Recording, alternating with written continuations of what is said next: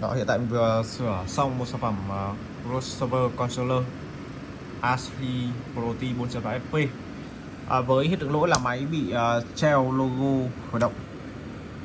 Khi mà bật máy lên thì sẽ bị treo như này, treo cái màn hình này và không loát được vào phần menu, màn hình menu.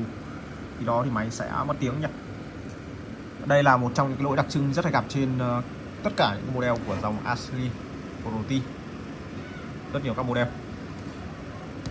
Để mà so sánh về cái mức độ khó trong sửa chữa thì dòng ASRi này khó sửa nhất trong tất cả những cái dòng crossover mà mình tiếp xúc.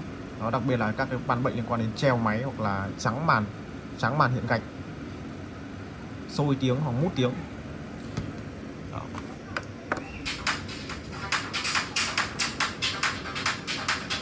Về cái nguyên lý hoạt động của dòng ASRi này thì nó khác hoàn toàn với tất cả những cái dòng crossover controller đang có trên thị trường. Về nguyên lý hoạt động, điều khiển MCU và phần DSP giải mã thì hoàn toàn khác nhé. Trên dòng này ví dụ như lỗi màn hoặc là rút bỏ màn hình ra thôi là máy cũng đã báo lỗi và không, tức là máy không chạy luôn nhé. Đó. Kể cả lỗi màn thì vẫn cắm màn bình thường, máy không hiển thị lên cũng vẫn không chạy máy. Đó, cơ chế báo lỗi rất là loằng ngoằng, nó có rất là nhiều điều khoản bảo vệ, không như những cái dòng khác.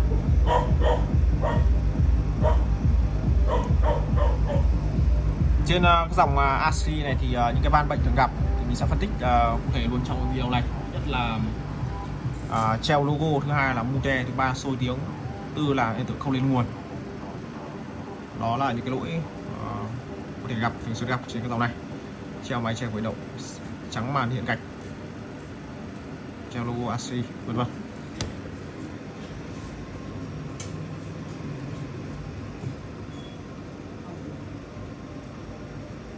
Đó thì mọi thông tin chi tiết về sửa các lỗi trên dòng crossover controller ASRi Pro-T thì mọi người có thể liên hệ trực tiếp theo số máy đó là 0868 599 624 để gặp trực tiếp kỹ thuật viên.